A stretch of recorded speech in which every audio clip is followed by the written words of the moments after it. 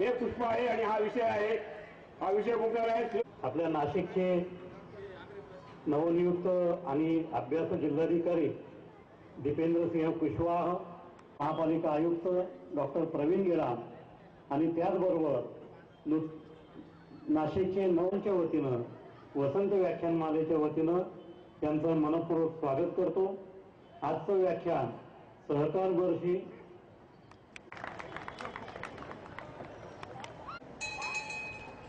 आपल्यामध्ये लवकर सातत्याने राजकीय जरबयुक्त दरारा होता। आपला ड्रायव्हर असो, शिपाई असो किंवा कोणी त्यांच्यावर मूर्छनबाईवर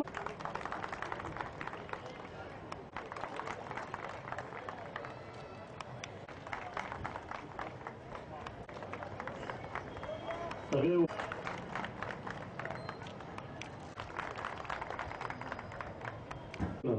आपण गेडाम साहेबांचा या ठिकाणी सत्कार करूया।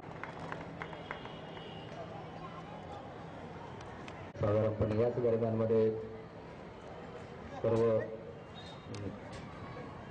नाशिककरांसमोर प्रशासनाच्या वतीनं नेमकी काय तयारी आणि काय त्याचं स्वरूप आहे या संदर्भात माहिती देण्यात आली होती। आणि नेमका 1.5 महिन्याच्या कालावधीमध्ये आता आणखी या 14 जुलैला ध्वजारोहण ज्यावेळेस होईल तेव्हापासून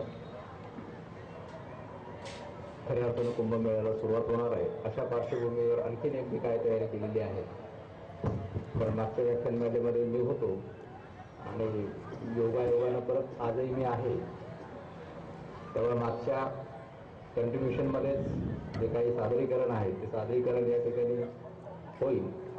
त्या ठिकाणी वसंत व्याख्यानमालेचे सर्व पदाधिकारी यांचा प्रशासनाच्या वतीनं आम्ही या ठिकाणी आभार व्यक्त करतो की त्यांनी आम्हाला या ठिकाणी फोरम खुलं दिलं। माननीय पोलीस आयुक्त जगन्नाथ साहेब, माननीय गेडाम साहेब, माननीय कुशवाह साहेब, त्यांचे आमचे सहकारी श्री महेश पाटील साहेब, श्री डहाणे साहेब, या ठिकाणी सर्व प्रशासनातील उच्च पदस्थ म्हणजे ज्यांच्या खांद्यावर खऱ्या अर्थानं ही सर्व जबाबदारी आहे ही सर्व मंडळी या ठिकाणी उपस्थित आहे। निश्चित आपले काही प्रश्नही असतील, परंतु एकदा आमचं म्हणणं काय आहे आपण शांततेनं एकदा ऐकून घ्यावं आणि त्यानंतर काय जे चर्चा आहे ती या ठिकाणी आपण करूया। या निमित्तानं मी परत आपलं व्याख्यानमालेच्या सर्व पदाधिकाऱ्यांचं या ठिकाणी आभार व्यक्त करतो आणि आपण करणार का सादरीकरण या ठिकाणी एक सर्वसाधारण सादरीकरण जे आहे मी जिल्हाधिकारी साहेबांना विनंती करतो की त्यांनी या ठिकाणी सर्वसाधारण सादरीकरण करावं। त्यानंतर मग गेडाम साहेब त्यांचे काही आहेत ते मुद्दे मांडतील आणि नंतर आयुक्त साहेब आहेत, पोलीस आयुक्त साहेब तेही मांडतील आणि त्यानंतर मग आपली चर्चा आपण या ठिकाणी घेऊया। थँक्यू। आणि या कार्यक्रमासाठी उपस्थित आमचे सर्वांचे सन्माननीय या विभागाचे माननीय विभागीय आयुक्त डवले सर, या शहराचे पोलीस आयुक्त श्री जगन्नाथन सर, महापालिकाचे आयुक्त गेडाम सर, आमचे सहकारी महेश पाटील, पंकज डहाणे, उपस्थित सर्व या शहराचे जिल्ह्याचे सर्व सन्माननीय नागरिक, सर्वात अगोदर मी आपल्या सर्वांना सांगू इच्छित आहो की आमच्या सर्वांचे टीमचे कप्तान माननीय विभागीय आयुक्त या कुंभमेळ्याची तयारीचा मागचे जवळपास 1-1.5 वर्षापासून नेतृत्व करत आहेत। आम्ही सर्व जवळपास तिघे थोडेफार अंतराने ह्या टीममध्ये नवीनच मेंबर आहेत, पण या कुंभाची जी बागडोर आपल्या हातात घेतलेली आहे माननीय विभागीय आयुक्तांना आणि त्यांच्या नेतृत्वामुळे आज आम्ही या परिस्थितीमध्ये आहे की कुंभ आम्ही व्यवस्थितरित्या पार पाडू शकू। बरीचशी अडचणी या कालावधीत मागच्या काही कालावधीमध्ये 1-1.5 वर्षामध्ये आले, त्या सर्व अडचणींना मात देण्याचा प्रयत्न माननीय विभागीय आयुक्त यांनी केला आणि त्याच्यापैकी बऱ्यापैकी याच्यामध्ये यश प्रशासनाला मिळालेले आहे। आता जी मी प्रेझेंटेशन देणार आहे त्यामध्ये जिल्हा प्रशासन म्हणून सर्व कुंभाचं नियोजन, त्याचा आराखडा, त्यामध्ये होणारे काम आणि त्यानंतर त्याचे पुढचा ऍक्शन प्लॅन कसा असणार आहे आणि डिझास्टर मॅनेजमेंटसाठी काय आमची तयारी आहे या सर्व गोष्टींच्या बाबतीत मी बेसिक इन्फॉर्मेशन त्याच्यामध्ये प्रेझेंटेशनमध्ये देणार आहे। त्या व्यतिरिक्त माननीय महापालिका आयुक्त साहेब त्यांच्या प्रेझेंटेशन मध्ये या शहरात काय काय विकास कामे झाले, कशा पद्धतीने झाले आणि त्यांचं नियोजन या शहराच्या मध्ये किंवा नाशिक शहरामध्ये कुंभच्यासाठी कसं आहे याच्या बाबतीत सादरीकरण करणार आहे. तसेच माननीय पोलीस आयुक्त श्री जगन्नाथन सर त्यांचे पोलीस बंदोबस्तच्या बाबतीत आणि लोकांची सुरक्षा आणि याच्या सेफ्टीच्या बाबतीत पोलिसांच्या मार्फत काय काय बंदोबस्त किंवा काय काय नियोजन करण्यात आलेले आहे याच्या बाबतीत सादरीकरण करतील. माझा जे सादरीकरण आहे ते जनरल स्वरूपाचं असणार आहे की एकूण कुंभची तयारीमध्ये कोणते कोणते कंपोनेंट आहे, कुंभची पृष्ठभूमी किंवा भूमिका कशी आहे. थँक्यू. तर मी माझे प्रेझेंटेशनची सुरुवात इथून करतोय. सर्वांना आपल्याला माहिती आहे की भारतात फक्त 4 असे ठिकाण आहे जिथे कुंभ भरवलं जातं. त्याच्यामध्ये अलाहाबाद, हरिद्वार, उज्जैन आणि नाशिक. नाशिकच एकमात्र असं ठिकाण आहे जिथे नाशिक आणि त्र्यंबकेश्वर असे 2 ठिकाणी कुंभ भरवला जातो. त्यामधला इतिहास वेगळा आहे. अगोदर हे चक्रतीर्थला कुंभ भरवला जात होता, नंतर तिथे त्र्यंबकेश्वर आणि नाशिक मध्ये हा कुंभ भरवला जातो. 1700 दरम्यान त्यावेळी एक घटना घडली होती. त्यानंतर पेशव्यांनी हा कुंभ वेगळे वेगळे स्नान नाशिक आणि त्र्यंबकेश्वर मध्ये करण्याचे आदेश केलेले होते. त्यानंतर नाशिक आणि इतर कुंभ मेळ्याशी जे तुलना आपण करतो नेहमी, त्या बाबतीत एक स्लाइड्स मी दिलेली आहे की त्यामध्ये काय अडचणी नाशिकचे आहेत हे जरा प्रत्येकाने समजून घ्यायला पाहिजे. नाशिकचा जो कुंभ आहे ते 1 तर 2 ठिकाणी भरवला जातो, नाशिक आणि त्र्यंबकेश्वर. बाकीचे असे सर्व मेळ्याचं जे क्षेत्र आहे ते एकाच ठिकाणी आहे स्नानाचं. नाशिक मधला जे एरिया आहे ते शहराचे मध्यभागी असल्यामुळे अधिसूचित एरिया किंवा ज्याचा काही क्षेत्र घेतला जातो ते 200 ते 300 एकर एवढं क्षेत्र आपल्याला उपलब्ध होतंय. जेव्हा की इतर जे ठिकाण आहे तिथे 4000 ते 5000 एकर एवढं क्षेत्र मेळ्यासाठी अधिसूचित करण्यात आलेलं आहे. दुसरी आपली मुख्य अडचण आहे, आपला जो कुंभ मेळा आहे तो पावसाळ्याच्या काळात असतो, जुलै, ऑगस्ट, सप्टेंबर. बाकीचे जे असतात पावसाळ्याचे नंतर किंवा त्याचे पूर्वी होत असतात. त्यानंतर इथे प्रशासकीय यंत्रणा कायमस्वरूपी आणि ते एक इश्यू आहे. ही जी मी सांगितले की 1790 दरम्यान जी घटना घडली होती त्यानंतर नाशिक आणि त्र्यंबकेश्वरच्या जे स्नानाचं नवीन भरायला सुरुवात झालेली आहे. नाशिक मध्ये जवळ 3 वैष्णव पंथाचे आखाडे आहेत आणि त्र्यंबक मध्ये 10 शैव पंथाचे आखाडे आहेत. मागच्या वर्षीची जर तुलना केली मागच्या कुंभाशी तर मागच्या कुंभामध्ये जवळपास असे नाशिक आणि त्र्यंबकेश्वरचे जे स्नानाची तारखा होते ते एकच तारखा कॉमन होती. पण जे तारखा होते ते 27 जुलैला पहिला ध्वजपर्व होता आणि शेवटचा ध्वजपर्व 27 ऑगस्ट 2004 ला झालेला होता. आणि यामध्ये 2015 मध्ये जे काही ध्वजपर्वाची सुरुवात आहे ते 14 जुलै पासून आहे आणि आखाडाचं जे ध्वजारोहण आहे ते 19 ऑगस्टला होणार आहे. शाही स्नानच्या तारखामध्ये मी सांगत होतो की आता मागचे जे स्नान आहे त्यामध्ये एकच तारखा नाशिक आणि त्र्यंबकेश्वरची कॉमन होती. यावेळी 2 स्नान नाशिक आणि त्र्यंबकेश्वर मध्ये एकाच सोबत होणार आहेत, 29 ऑगस्ट आणि 13 सप्टेंबर.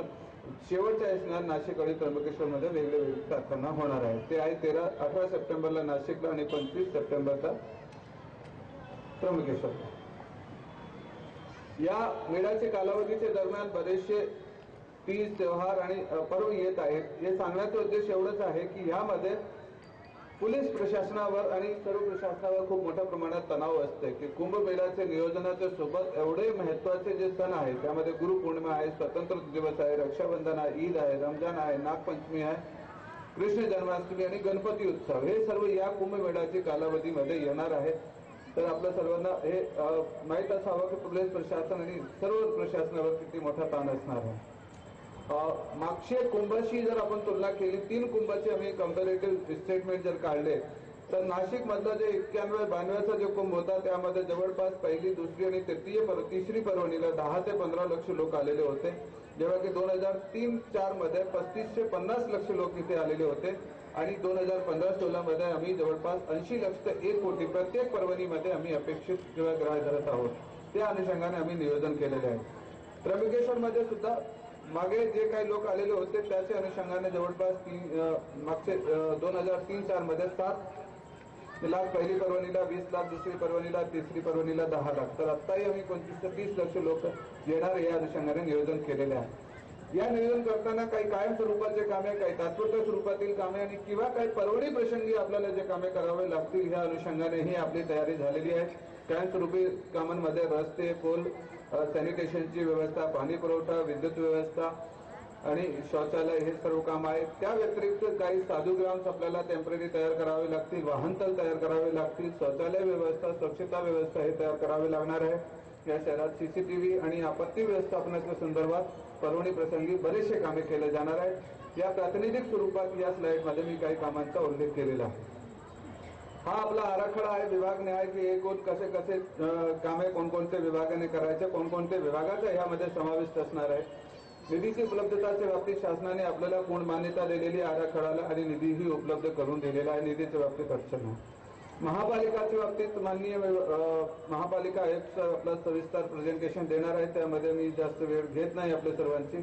फक्त एक साधूग्रामच्या बाबतीत मी एक लेआउट दिलेले आहे. जवळपास नाशिकमध्ये 323 एकरमध्ये आणि त्र्यंबकेश्वरमध्ये प्रत्येक आखाड्याकडे स्वतःची जमीन असल्यामुळे तिथे मोठा साधूग्राम करत नाही. तिथे आखाड्यामध्ये स्वतंत्र व्यवस्था आणि पुरवण्यात आलेली आहे. तरीही ज्या आखाड्या किंवा आश्रमांकडे जमीन नाही त्यांच्यासाठी त्र्यंबकमध्ये 17 एकर क्षेत्रामध्ये साधूग्राम उभारण्यात येत आहे.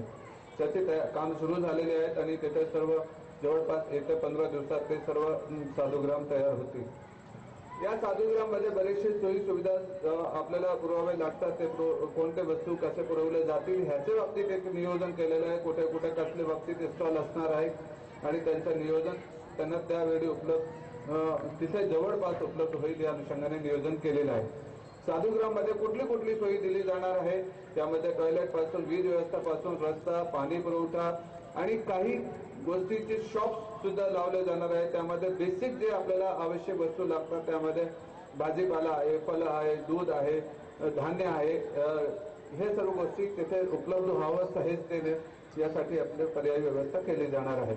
काही ठिकाणी आम्ही कम्युनिटी किचन सुद्धा बांधणार आहे जेणेकरून येणाऱ्या भाविकांना इकडे तिकडे पळावं लागणार नाही आणि कम्युनिटी किचन मध्ये जाऊन ते आपलं स्वतःचं जेवण शिजवू शकतात आणि ते आपलं ते करू शकतात. सार्वजनिक बांधकाम विभागांनी काय केलं, आता 1-2 विभागाचे उदाहरण ह्या जे 22 विभाग आहे आपण मागे स्लाइड मध्ये सांगितले, त्यापैकी 1-2 विभागांचा उल्लेख इथे मी करतोय. सार्वजनिक बांधकाम विभागाचं काम आहे शहराचे बाहेरचे जे रस्ते आहेत, पूल आहे आणि त्यांचं काम करणे आणि त्यानंतर तिथे बाहेरचे बाजूने वळण रस्ते तयार करणे पोलिसची कन्सेंटने आणि त्यानंतर त्या रस्त्यांवर आउटर पार्किंगची व्यवस्था करणे. आणि कारण या कुंभमध्ये जवळपास लाखोची संख्यामध्ये वाहन येणार आहे. त्या वाहनांना शहरात प्रवेश दिला तर शहरातही कायदा सुव्यवस्थेचा प्रश्न निर्माण होणार आहे. तर त्या शहर बाहेर जिथे जिथे उपलब्ध स्पेस शोधून आम्ही प्रत्येक रस्त्यावर मोठे पुणे, मुंबई, औरंगाबाद, धुळे, सुरत या सर्व रस्त्यांवर मोठे मोठे पार्किंग, एका पार्किंगमध्ये जवळपास 10-20 हजार वाहन पार्क होऊ शकतील एका वेळेत अशी पद्धतीची व्यवस्था तिथे केलेली आहे. आणि त्या आउटर पार्किंग पासून शटल सर्व्हिसेस म्हणजे तिथून आम्ही शासकीय जे आपले एसटीची बसेस लावणार आहे आणि त्या बसेसच्या माध्यमाने इंटरनल पार्किंग पर्यंत सर्व लोकांची आणायची सोय करणार आहे. जवळपास 3000 बसेस आम्ही तिथे डिप्लॉय करणार आहे. ते आउटर पार्किंग ते इनर पार्किंगच्या दरम्यान ते बसेस चालणार आहे आणि इनर पार्किंग नंतर ते पुढचा एरिया नो व्हेकल झोन म्हणून डिक्लेअर केला जाणार आहे जेणेकरून कायदा आणि सुव्यवस्थेचा प्रश्न निर्माण होणार नाही.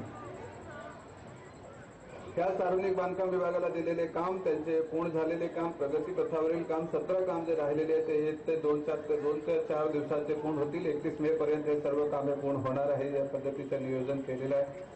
किती कसे पद्धतीचे रस्ते केले, काही 5.5 मीटरचे केले, काही 7 मीटरचे केले, 10 मीटरचे केले, चौपदरीकरण केले, छोटे मोठे पुलांचे बांधकाम सुद्धा केलेले आहे.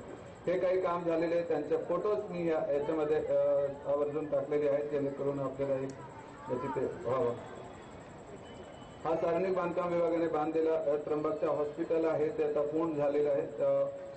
राष्ट्रीय महामार्गाने कुठले काम केलेले आहेत त्याचेही फोटो याच्यामध्ये देण्यात आलेले आहेत. जलसंपदा विभागाने जवळपास खूप मोठ्या प्रमाणात घाट बांधलेले आहेत. यावेळी एकूण मागच्या वर्षीच्या कंपॅरिझन मध्ये घाटांची लांबी आपण किती वाढवलेली आणि जेणेकरून येणारी गर्दीला असे काही अडचण होणार नाही हे आपण याच्यामध्ये सांगू इच्छित आहोत। नाशिकमध्ये जवळपास मागचे कुंभचे दरम्यान 1300 मीटरचे घाट होते, आता जवळपास 4000 मीटरचे घाट, जवळपास 3 पट नवीन घाट तयार झालेले आहेत। यामध्ये नकाशामध्ये गुगल मॅपवर आम्ही घाटांची ते मार्किंग केलेली आहेत आणि कुठून कुठे कुठला घाट आहे ह्या पद्धती यामध्ये मार्किंग केलेली आहे आणि अशा पद्धतीचे नकाशे आम्ही वेबसाईटवर मोबाईल ऍप्लिकेशनद्वारे आणि शहरात वेगळे वेगळे ठिकाणी लावणार आहे, जेणेकरून लोकांना येण्या जाण्याचा रस्ता आणि प्रत्येक घाटपर्यंत पोहोचण्याचा मार्ग सहजतेने उपलब्ध व्हावा। हा आम्ही आयडेंटिफिकेशन करून मार्किंग केलेले आहे आणि या अनुषंगाने घाटांचे बांधकाम किंवा काम पूर्ण झालेले आहेत। किरकोळ ठिकाणी 1-2 कामे राहिलेली आहेत, तेही कामे ह्या महिन्या अखेरपर्यंत पूर्ण होत आहेत। हे वेगळे वेगळे घाटांची लांबी आणि त्या घाटांवर होणारे काम, काही ह्या दृश्य स्वरूपात आपण फोटो टाकलेले आहेत की जे फोटो इथे झालेले कामांचे फोटोज आहेत। ते महापालिका आयुक्त माननीय महापालिका आयुक्त आपले प्रेझेंटेशन मध्ये हे फोटोज आणि याच्यावरती तपशीलवार आपल्याला सांगणार आहे। त्र्यंबकेश्वरच्या घाटाच्या बाबतीत जर आपण बघितले तर 200 मीटरचे घाट मागचे कुंभमेळ्यामध्ये उपलब्ध होते, यावेळी आपण 950 मीटरचे नवीन घाट तयार केलेले आहेत। जवळपास 5 पटीने नवीन घाट तयार तिथे झालेले आहेत, जेणेकरून लोकांनाही नद्यावर जे आंघोळ किंवा स्नान करायला येतात त्याला अडचण येणार नाही। तसेच मार्किंग आणि त्याचं नियोजन आणि त्याचे हे काही काम झालेले फोटो इथे आम्ही टाकलेले आहेत। त्र्यंबकेश्वर नगर परिषदेद्वारा विविध कामे केले जात आहेत, तेही कामे जवळपास पूर्ण होत आलेली आहेत। काही शौचालय, काही शेड्स हे उपलब्ध करून देण्यात आलेले आहे पब्लिकसाठी, त्याचे फोटो आहेत। परिवहन मंडळाने उपलब्ध निधी करून देण्यात आलं होतं, परिवहन मंडळाला निधी उपलब्ध करून देण्यात आला होता, त्यांनी बऱ्यापैकी चांगले काम पूर्ण झालेले आहेत, जेणेकरून चांगली सोयी सुविधा सर्व यात्रेकरूंना यापुढे उपलब्ध करून देता येईल असे नियोजन आहे। हे कामे सर्व पूर्ण झालेली आहेत, सर्व ठिकाणचे फोटो याच्यामध्ये दिलेले आहेत। महाराष्ट्र जीवन प्राधिकरणाने त्र्यंबकेश्वरमध्ये जवळपास एक चांगली नवीन पाणी पुरवठ्याची स्वच्छ योजना केलेली आहे। या योजनेद्वारे शहरालाही स्वच्छ पाणी मिळणार आहे, तसेच येणारे भाविकांना ठिकठिकाणी आम्ही टॅप उपलब्ध करून दिलेले आहेत, त्यात त्यांना हे पाणी, पिण्याचं पाणी, स्वच्छ पाणी उपलब्ध होईल याची आम्ही खात्री केलेली आहे। त्याचा प्लॅन आहे, हे त्याचे पूर्ण झालेले कामांचे फोटोज आहेत। त्या धरणामध्ये बांधण्यात आलेले पूल आणि त्याचे सिस्टम आहे आणि शुद्धीकरण यंत्रणा सुद्धा याच्यामध्ये बसवलेली आहे, त्याचंही काम पूर्ण झालेले आहे, त्याची चाचणी झालेली आहे, त्याचं काम योजना कार्यान्वित झालेली आहे। पोलीस शहर विभागाला जे काही कामे करायचे आहेत त्याच्या बाबतीत तपशीलवार प्रेझेंटेशन माननीय आयुक्त साहेब शहर पोलीस देणार आहेत। त्याच्यामध्ये वॉच टॉवर, निवास व्यवस्था, गर्दीसाठी जे काही बॅरिकेडिंग, सीसीटीव्ही यंत्रणा, पोलीस चौक्या आणि पब्लिक ऍड्रेस सिस्टम, बिनतारी संदेश हे सर्व करण्यात येत आहेत, त्याचे काही फोटो। ग्रामीण पोलीस विभागही तशाच पद्धतीचे सर्व काम करत आहेत, याचाही तपशीलवार याच्यामध्ये दिलेले आहे। विद्युत विभाग फार महत्वाचा आहे। या कुंभचे मेळाचे प्रसंगी या जिल्ह्याच्या आणि शहराची विद्युत व्यवस्थामध्ये फार मोठी सुधारणा झालेली आहे। काही नवीन उपकेंद्र उभारण्यात आलेले आहेत, काही ठिकाणी जे भूमिगत करण्यात आलेले आहेत, काही ठिकाणी त्याची क्षमता वाढवण्यात आलेली आहे, काही ठिकाणी नवीनच पूर्ण यंत्रणा उभारण्यात आलेली आहे। या व्यतिरिक्त पर्वणीचे वेळी किंवा कुंभचे दरम्यान एखादी जर विद्युत पुरवठा खंडित झाला तर पर्यायी व्यवस्था कशी आपण 2 ते 3 ठिकाणी केलेली आहे, जेणेकरून विद्युत पुरवठा खंडित होणार नाही याची आपण खात्री याच्यातून केलेली आहे। ते हा सुनियोजन आम्ही विद्युत विभाग आणि पोलीस विभागात आणि माननीय विभागीय आयुक्त यांच्या नेतृत्वाखाली केलेले आहे। त्यामध्ये कुठे कुठे काय काय काम झालेले आहे त्याचे काही फोटोज दिलेले आहेत। हा एरिया जिथे भूमिगत वाहन ते करण्यात आले आहे, अंडरग्राउंड केबलिंग त्याचाही दिलेला आहे। आरोग्य विभागात मार्फत नवीन काही रुग्णालय आणि काही रुग्णालयांची क्षमता वाढ करण्यात आलेली आहे। याच्या बाबतीत नाशिकमध्ये जवळपास 200 खाटांचे नवीन वाढीव बांधकाम करण्यात आलेले आहे। यामध्ये सर्व इक्विपमेंट सामान्य किंवा 15 तारीखपर्यंत येतील, जे ही एक मोठी सुविधा नाशिक शहराला प्राप्त झालेली आहे। तसेच ग्रामीण रुग्णालय त्र्यंबकमध्ये 70 खाटांचे वाढीव बांधकाम झालेले आहे।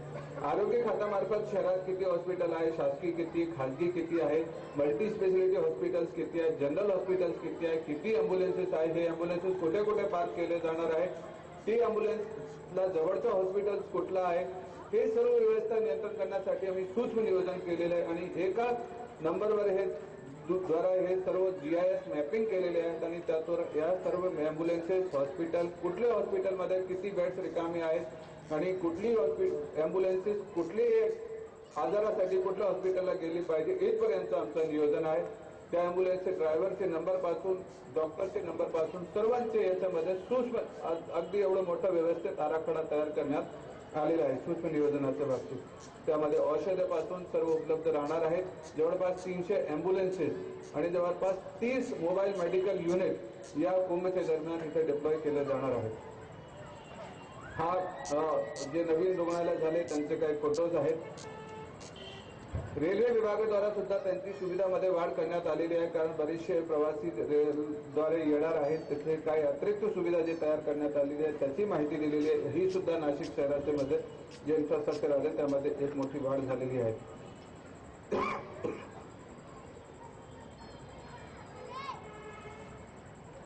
हा वेगळे विभागांनी काही कामे केले. काही पर्यटन विभागामार्फत काही वन विभागामार्फत कामे झालेली आहेत. पुरातत्व विभागाने काही मंदिरांची दुरुस्तीच्या कामे हाती घेतली आणि तेही कामे आता पूर्ण होत आलेली किंवा या काही कालावधीमध्ये पूर्ण होतील.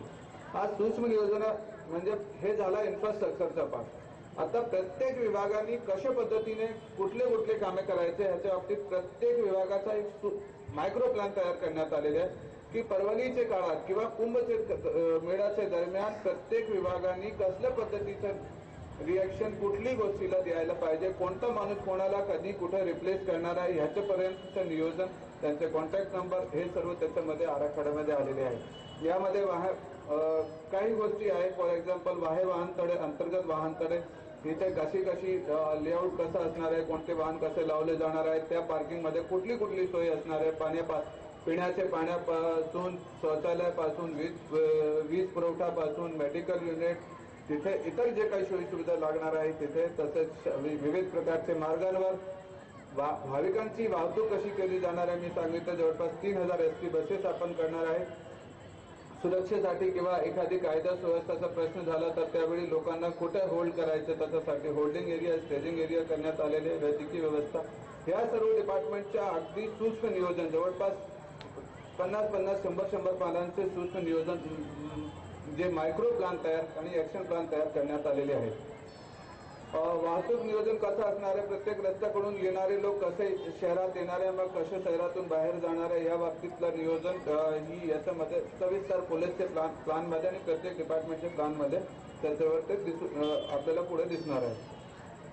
वाहनतळामध्ये कुठे वाहनतळ करण्यात आलेले आहे आणि त्याच्यामध्ये काय सोयी सुविधा, पिण्याचे पाणी, शौचालय, निवारा शेड, पोलीस चौकी, वैद्यकीय व्यवस्था, हेल्थ सेंटर, विद्युत व्यवस्था, public address system, bus stand आणि इतर सोयी सुविधा त्याच्यामध्ये पुरवण्यात येतील आणि हे पार्किंगची लोकेशन्स आपल्याला याच्यामध्ये दाखवण्यात येत आहे. अपेक्षित वाहन संख्या किती आहे प्रत्येक पार्किंगमध्ये आणि कुठल्या रूटवर आणि कशा या रूटवर हे संख्या काढले हे पण आम्ही याचा एक फॉर्म्युला काढले की मागच्या 10 वर्षात किंवा 12 वर्षात वाहनांचे रजिस्ट्रेशन मध्ये प्रत्येक ठिकाणी किती वाढ झाली, नाशिक शहरात किती वाढ झाली, या अनुषंगाने मागच्या वर्षी किती वाहन आले होते, त्या अनुषंगाने प्रत्येक रस्त्यावरून किती लोक येतील ह्याचा आम्ही एक म्हणजे अभ्यास केलेला आहे आणि त्या अनुषंगाने त्या रस्त्यावर आवश्यक सोयी सुविधा पुरवण्याचा प्रयत्न आपण केलेला आहे. मागचे जे कुंभ होते त्यामध्ये पार्किंग क्षमता जी जवळपास 16,000 वाहनांची होती, आता 2015 मध्ये आपला जे कुंभ आहे त्यामध्ये 1,05,000 वाहनांची पार्किंग क्षमता प्रत्येक वेळी आपली पार्किंग मध्ये असणार आहे. या व्यतिरिक्तही आम्ही काही पार्किंगचे स्पॉट्स आयडेंटिफाय करून घेतलेले आहेत. ऐन वेळेस जर आपल्याला अधिकची गरज भासली तर तिथे वाहनांची पार्किंगसाठी सोय उपलब्ध करून दिली जाईल. नाशिकमध्ये किती वाहनतळ आहे आणि अंतर्गत किती आहे, वाहन किती आहे, एक लेआउट आम्ही दिलेले आहे की पार्किंगची व्यवस्था कशी असेल. 2003 मध्ये आणि याचे तुलनात्मक तक्ते एका पार्किंगचे आपण केलेले आहेत की तिथे किती वाहन येणार आहे, किती पार्किंगची वाढ झालेली आहे आणि प्रस्तावित संख्या आपली किती आहे. हा एक लेआउट आहे. असं असणार आहे, कुठे निवारा शेड असणार आहे, कुठे STC असणार आहे, कुठे 4 व्हीलर, कुठे 2 व्हीलर, कुठे बसेस, पिकअप पॉईंट कुठे, ड्रॉपिंग पॉईंट कुठे, हे सर्व त्याच्यामध्ये दिलेले आहे. जीवनावश्यक वस्तूंचा पुरवठा केला जाणार मी ऑलरेडी सांगितलं. प्रचार प्रसिद्धीसाठी वारंवार बोललं जातं. ह्या बाबतीत जवळपास 5 ते 6 वेबसाईट आहेत जे की सतत चालू आहे. त्यामध्ये जिल्हा प्रशासन कलेक्टर ऑफिसच्या वेबसाईट आहेत. कुंभमेळ्यासाठी स्वतंत्र वेबसाईट आपण तयार केलेली आहे. हिंदी, मराठी आणि इंग्रजीमध्ये. या वेबसाईटवर सर्व प्रकारची माहिती उपलब्ध आहे. त्याचा ॲड्रेस इथे आपण दिलेला आहे. या व्यतिरिक्त महापालिकाची स्वतंत्र वेबसाईट आहे, पोलीस आयुक्तालयाची स्वतंत्र वेबसाईट आहे, महाराष्ट्र गव्हर्नमेंटची वेबसाईटवरही जातो, माहिती कार्यालयाची वेबसाईट आहे, पर्यटन विभागाची वेबसाईट आहे. आता या सर्व वेबसाईटवर याचे लिंक आणि याच्या बाबतीत माहिती उपलब्ध करून दिली जात आहे. तसेच फेसबुक पेज आम्ही तयार केलेलं आहे आणि या फेसबुकवरून जवळपास प्रत्येक आठवड्यात 8 ते 10,000 लोक विजिट करतायत आणि हे फेसबुक पेजवरून सर्व माहिती, झालेल्या कामांची माहिती किंवा जे काही प्रगती होत आहे त्याची माहिती किंवा पुढच्या नियोजनाच्या बाबतीत सर्व माहिती याच्यावर वेळोवेळी टाकली जात आहे. त्या फेसबुक पेजवर जरा व्हिजिट केले तरी आपल्याला बऱ्यापैकी माहिती उपलब्ध होईल. ट्विटरद्वारे सुद्धा आम्ही याची पब्लिसिटी करतोय की काय काय काम झालेले आहेत, आपले काय अडचण असतील, सजेशन असतील तर त्यांची नोंद या माध्यमातून घेतली जात आहे. व्हॉट्सॲपद्वारेही आम्ही लोकांना या बाबतीत जे काही माहिती शक्य आहे ते आपण सर्व लोकांना कळवत आहोत. मोबाईल ॲप तयार केलेले आणि मोबाईलच्या ॲपच्या बाबतीत माननीय महापालिका आयुक्त आपले सादरीकरणामध्ये ते सविस्तर सांगणार आहेत. मोबाईल ॲपमध्ये फक्त एवढंच सांगतो की एका व्यक्तीने जर इथे राहून टाकले की इथे जवळचे मंदिर घेते तर प्रत्येक जवळच्या मंदिराचा सर्व तपशील इथे येणार आणि कुठल्या मंदिराला तुम्हाला जायचंय तर त्या मंदिराला क्लिक करा आणि डायरेक्शन जर दाखवा तर तो तुम्हाला दाखवेल की कसं त्या मंदिराला जाता येईल. एखादी मंदिराच्या व्यतिरिक्त हॉस्पिटलची माहिती पाहिजे, मेडिकल स्टोअरची पाहिजे, एटीएमची पाहिजे, असे जवळपास 35 प्रकारच्या आयटमांची माहिती त्या मोबाईल ॲपद्वारे आपल्याला उपलब्ध होणार आहे. आणि या व्यतिरिक्त नाशिकच्या बाबतीत सर्व प्रकारची माहिती आम्ही त्याच्यामध्ये टाकण्याचा प्रयत्न करत आहोत आणि ॲप तयार झालेल्या त्यामध्ये माहिती टाकण्याचं काम चालू आहे आणि या ॲपद्वारे लोकांना खूप सोय होणार आहे. या व्यतिरिक्त 3 ते 4 अजून नवीन मोबाईल ॲप्स या कुंभमेळ्याच्या बाबतीत तयार झालेले आहेत, तेही लवकरात लवकर लोकांना उपलब्ध होतील. या व्यतिरिक्त इलेक्ट्रॉनिक मीडिया, प्रिंट मीडिया आणि वेगळे एक्झिबिशनद्वारे आम्ही लोकांपर्यंत पोहोचण्याचा प्रयत्न करतोय. आता रिसेंटली निमाचा एक एक्झिबिशन झाला शहरामध्ये, त्यामध्ये सुद्धा आम्ही आपला स्टॉल लावून सर्व प्रकारची माहिती देण्याचा प्रयत्न सर्व लोकांना केलेला होता. हा काही प्रसिद्धीच्या बाबतीत काही आम्ही होर्डिंग्स वगैरे हे तयार केलेले त्याचे फोटोज आहेत. माहिती तंत्रज्ञानाचा वापर या कुंभमेळ्यामध्ये कसा करता येईल हा आम्ही एक प्रयत्न केलेला आहे. वेबसाईट केले, मोबाईल ॲप केले, GIS मॅपिंग आपण करत आहोत की प्रत्येक ठिकाणी आपले वेगळे डिपार्टमेंटचे रिसोर्सेस आहेत, ॲम्ब्युलन्सेस आहे, फायर ब्रिगेड आहे, पाण्याची टाकी आहे, टॉयलेट आहे, रस्ते आहे, मंदिर आहे. जर आपल्याला एखादी रिसोर्सची मॅपिंग आपण करतोय, एखादी वेळी जर आपल्याला गरज भासली की इथे ॲम्ब्युलन्सची गरज भासेल तर तो आम्ही पॉईंट क्लिक करणार आणि इथे जवळपास याचे 500 मीटरमध्ये किती ॲम्ब्युलन्सेस आहे, 1000 मीटरमध्ये, 1 किलोमीटरमध्ये किती ॲम्ब्युलन्सेस आहे किंवा किती फायर ब्रिगेड्स आहे हे आपल्याला लगेच कळेल आणि ते कुठल्या रस्त्याने त्या स्पॉटवर पोहोचले पाहिजे, किती मिनिटात पोहोचू शकतो इथपर्यंत नियोजन या GIS मॅपिंगद्वारा केलं जाईल. किंवा ह्याचे जवळपास किती हॉस्पिटल्स आहेत, त्या हॉस्पिटलला या ठिकाणापासून किती वेळ लागते, ते कुठले रूटने गेले पाहिजे, कुठले रूट्स बॅरिकेड असणार हे सर्व नियोजन त्या GIS मॅपिंगद्वारे केलं जातं. शहरामध्ये आणि जवळपास या पूर्ण कुंभमेळा परिसरमध्ये येणारे पार्किंग, आउटर पार्किंग पासून घाटपर्यंत आणि त्र्यंबकमध्ये जवळपास 60 डिजिटल व्हिडिओ वॉल्स किंवा LED स्क्रीन्स मोठे लावले जाणार आहेत. त्यामध्ये लाईव्ह मंदिराचे दर्शन पासून तिथे सर्व रूट्स, त्या कुठल्या रस्त्याला, कुठल्या ठिकाणाला जायचं, कुठला रस्ता आहे यापासून काही लोकांना आवश्यक सूचना द्यायच्या असतील, ते माहिती द्यायची असेल तर त्याची सर्व त्याच्यावर ते डिजिटल व्हिडिओ वॉल्सद्वारे असं जे प्रोजेक्टरवर दिसते असेच जवळपास यापेक्षाही मोठे 60 डिजिटल वॉल आपण लावणार आहे. कर्मचाऱ्यांची जे काही स्वच्छतेसाठी नेमले जाणार आहे त्या बाबतीत माननीय आयुक्त साहेब सांगतील, पण त्याच्या बाबतीत बायोमेट्रिक पद्धतीने हजेरी सिस्टम आपण लावणार आहे. हा पूर्ण परिसर मेलाचा नॉट ओनली नाशिक शहर, त्र्यंबकेश्वर शहर आणि आउटर जे एरिया आहे ज्यामध्ये मेलासाठी वापर केला जाणार, त्यामध्ये पूर्ण CCTV सर्व्हायलन्स, जवळपास 400 कॅमेरे शहरात आणि 300 कॅमेरे ग्रामीण भागात, असे 700 कॅमेराद्वारे CCTVद्वारे या सर्व गोष्टीचं नियंत्रण केलं जाणार आहे. कंट्रोल रूममध्ये त्याची फिटिंग असणार आहे. इमर्जन्सी सेंटर्स त्याच्यासाठी आपण सेटअप करत आहोत आणि त्यामधून आम्ही सर्व लोक त्या CCTVचा फुटेज बघणार आहे, कुठे काय चाललंय हे सर्व नियंत्रण होणार आहे. IP फोन्स आम्ही वापरणार आहे. मल्टी कॅमेरा सेटअप आहे जेणेकरून मीडियालाही सोपी पद्धतीने हे सर्व रेकॉर्ड्स उपलब्ध होतील.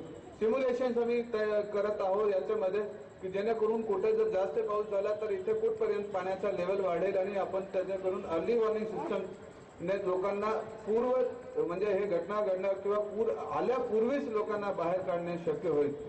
मोबाईलच्या कम्युनिकेशन सिस्टम जाम होऊ नये म्हणून आपण जवळपास 210 टॉवरची नवीन क्षमता इथे आणि त्र्यंबकेश्वर मध्ये का वाढतो. कम्युनिकेशन ऑन व्हील्स साठी आपण वाढवतोय.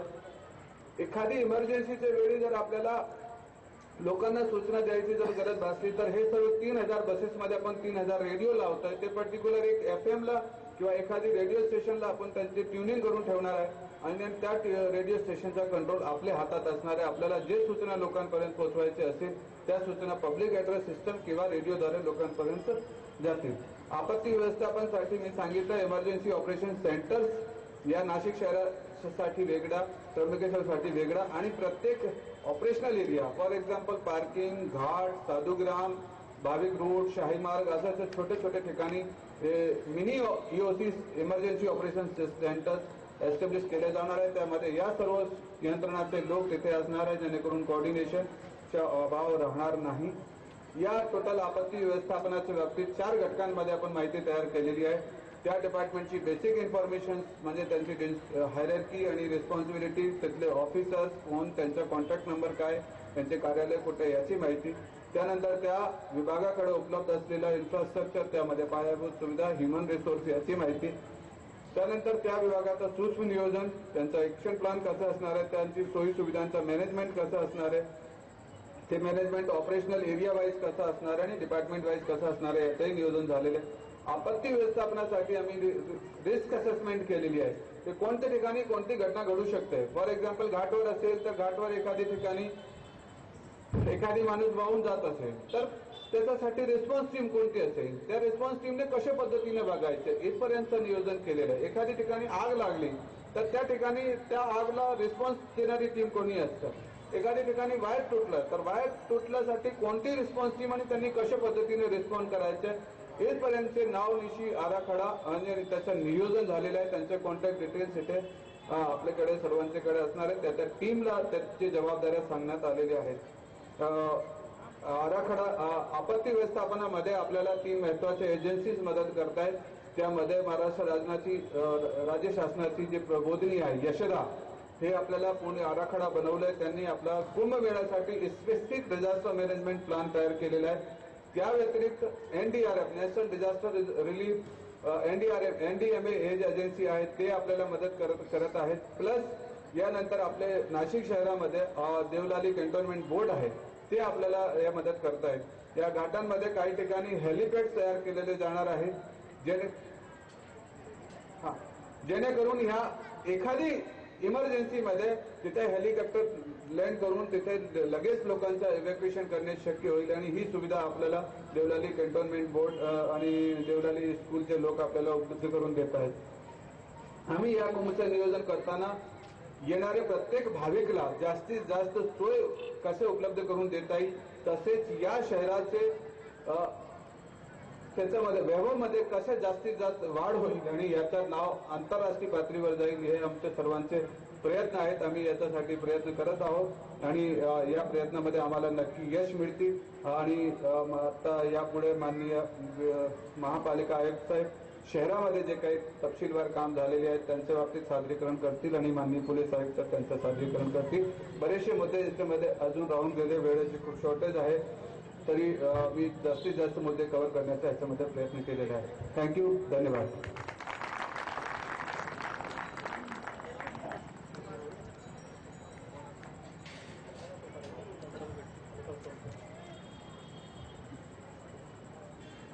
सन्माननीय व्यासपीठ आणि उपस्थित सर्व श्रोतेगण, आपल्याला सगळीकडे किमान नाशिकमध्ये जरी कुंभमेळ्याची चर्चा आहे, मला वाटते कुठल्याही वर्तमानपत्राचं कुठलंही एकही पान असं नसते की त्याच्यात कुंभमेळ्याची बातमी नसते. आणि त्याच्यामुळे कुंभमेळ्याबद्दल सर्वांना खूप उत्सुकता आहे. प्रशासन काय करते याच्याबद्दल चर्चा आहे, प्रशासन काय करत नाही त्याच्याबद्दलही चर्चा आहे आणि त्याच्यामुळे आम्ही काय काय करू शकतो, काय काय करत आहे आणि आमच्या काय काय मर्यादा देखील आहेत ते पण मला वाटते मी बोलणं आवश्यक आहे. कारण अपेक्षांना अंत नसतो. दुसरंच नाही. ठीक आहे, लागत नाही का? इकडेच लावायचं होतं.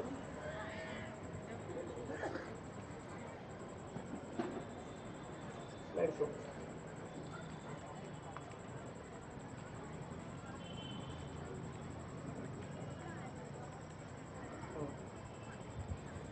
आपल्याला फक्त आकडेवारी थोडक्यात सांगू इच्छितो. 4 ठिकाणी कुंभमेळा होतो, सर्वांना कल्पना आहे. गिनीज बुकामध्ये अशी नोंद आहे की एका ठिकाणी सर्वात जास्त प्रमाणात माणसं एकत्र येणं, याचे 4ही रेकॉर्ड भारताच्या 4 शहरांमध्ये जिथे कुंभमेळा होतो त्याच्यावर आहेत. आणि त्याच्यात कोट्यवधी, लक्षावधी नाही तर कोट्यवधी लोक येतात असं अपेक्षित आहे. की प्लॅनिंग कमिशनचं एक आमचं डॉक्युमेंट आहे, त्याच्यात असं म्हटलं आहे की साधारणतः 5 कोटीपर्यंत लोक येऊन जातात त्या वर्षभरामध्ये. फुटफॉल ज्याला म्हणतात. 5 कोटी म्हणजे तुम्हाला आपल्या सर्वसामान्यांच्या भाषेत सांगायचं झालं तर या कालावधीमध्ये 2 ऑस्ट्रेलिया देश नाशिकमध्ये येऊन जातील. इतका एका छोट्या शहरामध्ये इतका मोठा ताण आपल्या या शहरावरती येणार आहे. आणि त्याच्यातले परवणीच्या दिवशी साधारणतः 80 लाख लोक किंवा 1 कोटी लोक येतील. तर ते पुन्हा त्याच भाषेत सांगायचं झालं तर एका परवणीच्या दिवशी 2 न्यूझीलंड देश नाशिक शहरात असतील. मग इतक्या मोठ्या प्रमाणावरती आपल्याला तयारी करायची आहे. बरेच वेळा आपल्या प्रशासनाची तुलना दुसऱ्या देशातल्या प्रशासनाशी होते. आपल्यापैकी बरेच जण सुट्ट्यांसाठी युरोपला जातात, सिंगापूर मलेशियाला जातात, दुबईला जातात. मी एक आवर्जून सांगू इच्छितो की आपले अलाहाबाद, हरिद्वार, उज्जैन आणि नाशिक नंतर 5वा नंबर कोणत्या शहराचा म्हणजे कुठचा लागतो तर तो मक्केचा लागतो, जिथे गर्दीचा आपण विचार केला तर.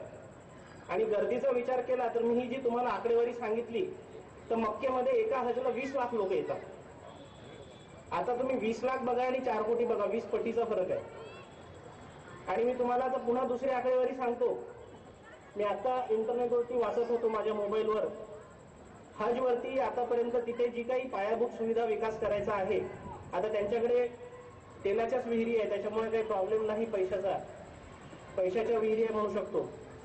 तर त्यांच्याकडे $100 बिलियन आतापर्यंत खर्च झालेला आहे त्या पायाभूत सुविधा हजच्या बाबतीत करण्याच्या. $100 बिलियन, 1 बिलियन म्हणजे 100 कोटी, म्हणजे 10,000 कोटी डॉलर. आणि $1 म्हणजे 60 रुपये, म्हणजे 6 लाख कोटी रुपये. आणि कलेक्टर साहेबांनी प्रेझेंटेशन सांगितलं आपण किती काय काय करतोय, ते सगळं प्रेझेंटेशन 2400 कोटी रुपयाचं होतं. त्याच्यामुळे आपण ही जी तुलना आहे, मला वाटते हे सगळे पार्श्वभूमी लक्षात घेतल्यानंतर आम्ही काय काय करतो ते मी आता त्याच्याकडे वळतो. बाकीच्या 3 शहरांचा आपण विचार केला तर जवळपास 3000 ते 5000 हेक्टर इतकी जागा कुंभमेळा करण्यासाठी अलाहाबाद, हरिद्वार आणि उज्जैनला उपलब्ध आहे. आणि त्याच्यापैकी हरिद्वार आणि उज्जैनच्या जागा मी स्वतः बघून आलेलो आहे. आपल्याकडे किती जागा उपलब्ध आहे ते आपल्याला पलीकडे दिसते. आणि या सगळ्या चॅलेंजेस मध्ये नाशिकचं प्रशासन, नाशिकचे अधिकारी आम्ही शक्य तितकी तयारी करत आहोत. मी हे आपलं जिथे कुंभमेळा होणार ती जागा आहे आणि महानगरपालिकेमार्फत काय काय होणार खूप मोठी यादी आहे. जवळपास 1200 कोटी रुपयांची. मी काय डिटेलमध्ये जात नाही, अगदी थोडक्यामध्ये सर्वांना टच करतो की साधूग्रामचं सध्या जे चालू असलेलं काम आहे त्याचा फोटो आहे हा. आपण आकाशातून हा फोटो काढलेला आहे. ती चालू असलेली कामं दिसतात. साधूग्राम हे 2003-04चा आकाशातून काढलेला फोटो आहे. साधूग्राम मध्ये आपण किती मोठ्या प्रमाणामध्ये यावेळेस मागच्या वेळेसपेक्षा व्याप्तीमध्ये वाढ केला त्याची माहिती थोडक्यात दिलेली आहे. 300 एकर साधारणतः जमीन तिथे आहे आणि तिथे असं अपेक्षित आहे की साधारणतः 3 लाख साधू त्या ठिकाणी राहतील. 3 लाख साधू म्हणजे 3 मनमाड शहर एका 300 एकर जागेमध्ये राहणार आहेत. 2 वर्ष राहणार आहेत, 2 महिने राहणार आहेत.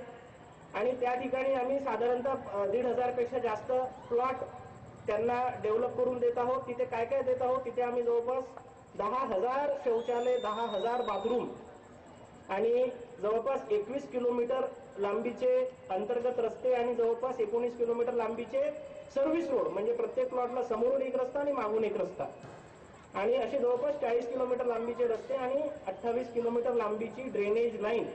म्हणजे एक शहर आम्ही त्या ठिकाणी बनवत आहोत.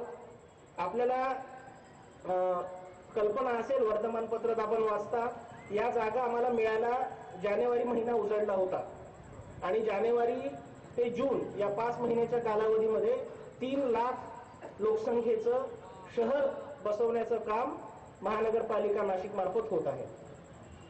हा त्याचा आराखडा आहे. इतके डिटेलमध्ये म्हणजे प्रत्येक प्लॉट याच्यामध्ये दाखवलेला आहे. त्याच्यानंतर सबसेक्ट आम्ही याचे एकूण 10 सेक्टर, 2 मोठे आणि टोटल छोटे असे म्हणून 10 सेक्टर केले आहेत आणि प्रत्येक सेक्टरमध्ये अशा पद्धतीने ते अस्पष्ट असेल दिसायला थोडंसं. आपल्याला लक्षात येईल की प्रत्येक प्लॉटच्या समोरून 9 मीटरचा रस्ता आणि मागच्या बाजूला 4.5 मीटरचा रस्ता, समोरच्या बाजूनी भाविकांना जाण्यासाठी, मागच्या बाजूनी कचरा वगैरे उचलण्यासाठी, अशा पद्धतीचं ते नियोजन आहे. आणि त्याची आकडेवारी आहे, आकडेवारीमध्ये आपण काय आता जाणार नाही.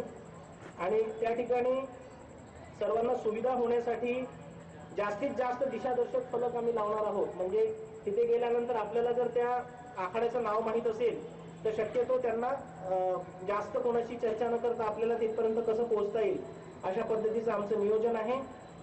प्रत्येक आम्ही पाश्चात्य पद्धतीचे आणि भारतीय पद्धतीचे दोन्ही पद्धतीचे शौचालय आम्ही तिथे देत आहोत. स्नानगृह आहे, अशा पद्धतीचा डस्टबिन प्रत्येक ठिकाणी देत आहोत. बाथरूमची सुविधा आहे, विद्युत व्यवस्था आहे. ही चालू असलेल्या कामांचे आपण फोटोग्राफ्स बघू शकता. हे आमचं तिथचं ऑफिस आहे प्रशासनाचं, ज्या ठिकाणी असे 10 ऑफिसेस तिथे असणार आहेत आणि 10 ऑफिसेसमध्ये 12-12 तासाची ड्युटी करणारे, पाणी पुरवठा बघणारे, इलेक्ट्रिसिटी बघणारे, पोलीस खाते, आरोग्य खाते, नंतर अन्नधान्याचे वितरण करणारे, त्यानंतर अग्निशमन, असे सगळ्या विभागाचे लोक या ठिकाणी बसणार आहेत. असे 10 ऑफिसेस 10 वेगळ्या वेगळ्या भागामध्ये आपल्याला साधुग्राममध्ये असणार आहे. हे तिथचा दवाखान्याचं जी सुरुवात झाली आहे तिथं तात्पुरता दवाखाना. नंतर साधुग्राममध्ये गेल्यानंतर तिथच्या इतक्या मोठ्या नव्याने वसलेल्या शहरामध्ये तुम्हाला लवकर रस्ता सापडावा म्हणून आम्ही एक मोबाईल ॲप पण डेव्हलप करत आहोत. त्याच्यावरती प्लॉट नंबर टाकला तर कोणाला न विचारता तो तुम्हाला तिथपर्यंत कसं जायचं त्याचा तो तुम्हाला मार्ग दाखवेल. दुसरं मोठं काम आमच्या मार्फत होत आहे. आपण बरेच ठिकाणी चर्चा होते की महानगरपालिकेमार्फत काम होत नाही, विकास कामे होत नाही वगैरे, म्हणजे कानावर येतो. पण आवर्जून सांगू इच्छितो की फक्त रस्त्यांच्या कामांची जर आपण ही बघितली संख्या तर जवळपास रस्ते आणि पूल मिळून जवळपास 500 कोटी रुपये इतक्या रकमेची कामं आपल्या मागच्या वर्षभरापासून सुरू आहेत आणि ती आता पूर्णत्वाला येत आहेत. हे नाशिक मधल्याच रस्त्यांचे फोटो मी दाखवत आहेत, विदेशातलं कुठलं नाही याच्यातलं. हे रस्त्याचे गोषवारे दिले आहेत, म्हणजे रिंग रोड, मिडल रोड, मी आपल्याला नकाशावर दाखवतो म्हणजे लक्षात येईल. हे नाशिक शहरातली जी महत्वाची रस्ते आहेत ज्याची कामं आम्ही हाती घेतली. वर आपल्याला दिसेल पेठ रस्ता, दिंडोरी रस्ता, Trimbak road, Gangapur road. Gangapur road बद्दल मी वेगळ्याने पुन्हा चर्चा करेल, त्याच्यात बऱ्याच लोकांना कुतूहल असणार आहे. आणि तपोवन लिंक रस्ता, ही मोठी रस्ते. नंतर हे 3 आपल्याला रिंग रोड दिसत असतील.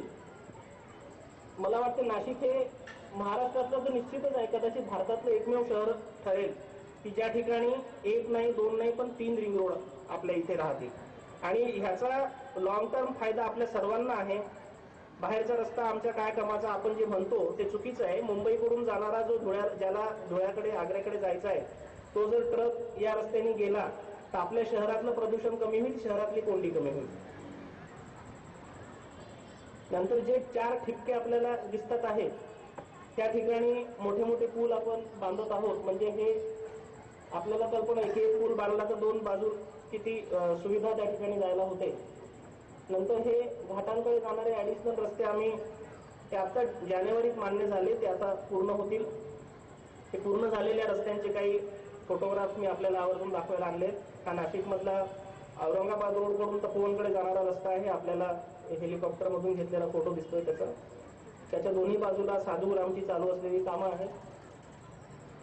हा महाराष्ट्र आरोग्य विज्ञान म्हणजे आपला दिंडोरी रस्ता आहे, दिंडोरीकडे जाणारा.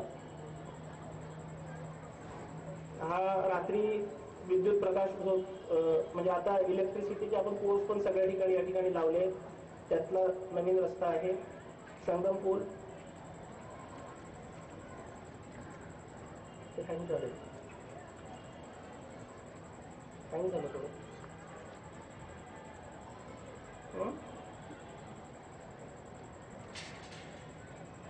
पुढे सरकत नाही.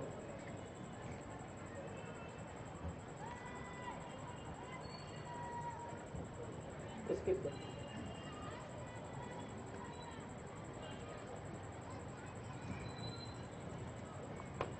त्याच्यात रस्त्यामध्ये वृक्षतोडीबद्दल एक थोड्याफार भरपूर प्रमाणावरती चर्चा नाशिकमध्ये होते आणि महानगरपालिकेची नक्की भूमिका काय हा प्रश्न बऱ्याच लोकांना पडतो आणि आम्हाला असं व्यासपीठ क्वचितच मिळतं की जिथे आम्हाला आमची भूमिका स्पष्टपणे नागरिकांसमोर मांडता येते.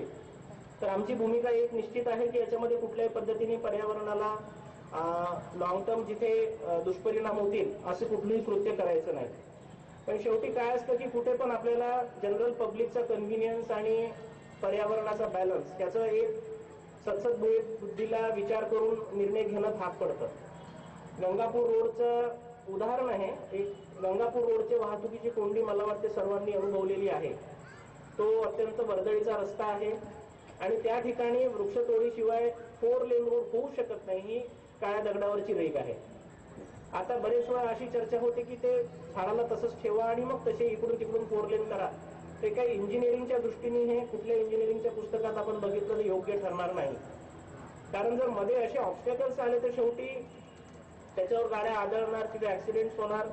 मागच्या 1-1.5 वर्षामध्ये त्या रस्त्यावरती 3 लोकांचा मृत्यू झालेला आहे. बरेच ऍक्सिडेंट झालेले आहेत आणि त्याच्यामुळे आम्ही याच्यामध्ये असं रिक्वेस्ट केली होती की 1 झाड तोडू त्याच्या बदल्यात 1 लावा असं नियम आहे, 3 लावा असा पण एक सर्क्युलर आहे. आम्ही 10 लावण्याची तयारी दाखवली होती. त्याच्यामुळे हा जो काही त्याच्यामध्ये चर्चा होते की आम्ही याच्यात पर्यावरणाचा विचार करत नाही वगैरे, तर मी मुद्दाम सांगू इच्छितो की याच्यामध्ये ही चुकीची चर्चा आहे आणि याच्याबद्दल आणखी सविस्तर देखील मी बोलू शकतो. पण बरेच बाकीच्या गोष्टी बोलायच्या असल्यामुळे मी पुढे सरकत नाही.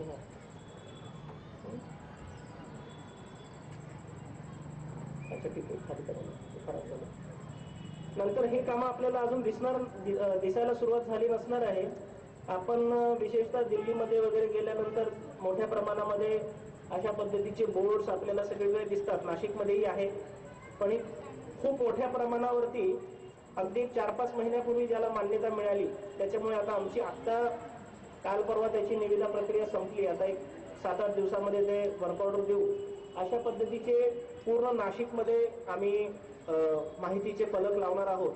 आणि कुंभमेळ्याचा जरी निधी असला तर प्रशासनाची एक भूमिका फार स्पष्ट आहे की कुंभमेळा चांगला करायचा आहे, त्याच्यासाठी इन्फ्रास्ट्रक्चर करायचं आहे हे निश्चितच. पण हे निमित्त नाशिकला पुढच्या 12 वर्षाचं इन्फ्रास्ट्रक्चर, पुढच्या 12 वर्षाच्या पायाभूत सुविधा कशा मिळतील याचा पण विचार करून आम्हाला करायचे आहेत. तशाच पद्धतीचं जसं रस्त्याचं काम होतं तसं हे पण काम त्याच पद्धतीचं असणार आहे. आणि रेल्वे स्टेशन, बसस्टॉप, सर्व रस्ते, सर्व चौक, वाहनतळ अशा सर्व ठिकाणी हे दिशादर्शक फलक आम्ही लावणार आहोत. वाहनतळाचं मी जास्त डिस्कशन करत नाही. कलेक्टर साहेबांनी सांगितल्यानुसार अशा पद्धतीचं नियोजन असणार आहे परभणीच्या दिवशी की एखादी व्यक्ती समजा पुण्यावरून एखाद्याला यायचंय किंवा मुंबईवरून यायचंय आणि शाही स्नान घ्यायचं आहे तर त्याला तो जो येणारा हायवे आहे ते बाहेरच त्याला तिथे थांबवावं लागणार आणि तिथून त्याला प्रायव्हेट व्हेकलला एंट्री बंद करावी लागणार आहे. 2003 आणि 2015 याच्यामध्ये खूप फरक आहे. 2003 आणि 2015 मध्ये प्रायव्हेट व्हेकल्सची संख्या प्रचंड प्रमाणात वाढलेली आहे. आज घरोघरी 4 व्हीलर दिसतात आणि त्याच्यामुळे मोठ्या प्रमाणावरती 4 व्हीलर्स येतील. मोठ्या प्रमाणावरती बसेस, विशेषतः आता गुजरात किंवा राजस्थानकडनं बसेस येण्याचा ट्रेंड मोठ्या प्रमाणावर आहे आणि खूप मोठ्या प्रमाणाने विशेषतः उत्तर भारतातनं रेल्वेतनं भाविक येणार. आणि ह्या सगळ्यांच्या गाड्या घेऊन जर आज सोडलं तर 101% त्या ठिकाणी ट्रॅफिक जाम होणार आहे. सगळ्यांचं वाहतूक कोलमडून पडणार आहे. त्याच्यामुळे सर्वांना कंपल्सरीली शहराच्या बाहेर थांबवणे, त्याच्यानंतर त्या ठिकाणून इंटरनल वाहनतळापर्यंत आणण्यासाठी त्यांच्यासाठी शटल बस सुविधा आहे.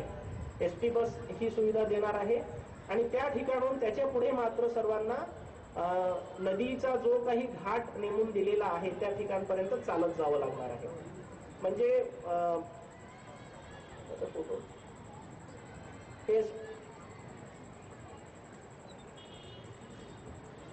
हे जे आउटर पार्किंग आहे त्या ठिकाणी मग आम्ही माहितीचे फलक असतील, निवारा शेड आहे, टॉयलेट आहे, शौचालय आहेत, छोटेसे रेस्टॉरंट आहेत, पोलीस चौकी, अग्निशमन, दवाखाना, हे सगळ्या सुविधा आम्ही त्या ठिकाणी देणार आहोत.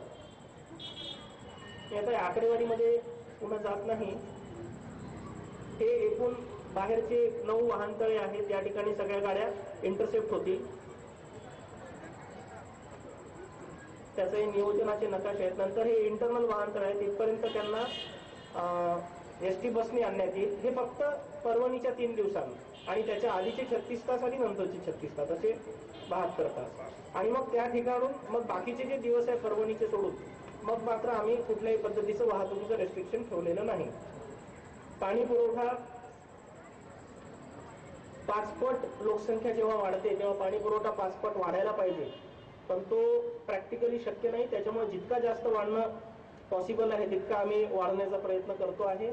त्याच्यामध्ये मोठ्या प्रमाणावरती नवीन जलकुंभ, नंतर वॉटर ट्रीटमेंट प्लांट, नवीन पाईपलाईन्स अशी मोठ्या प्रमाणावरती कामं सुरू आहेत. बरीचशी कामं खरं म्हणजे त्याच्यातली आता संपलेली आहेत.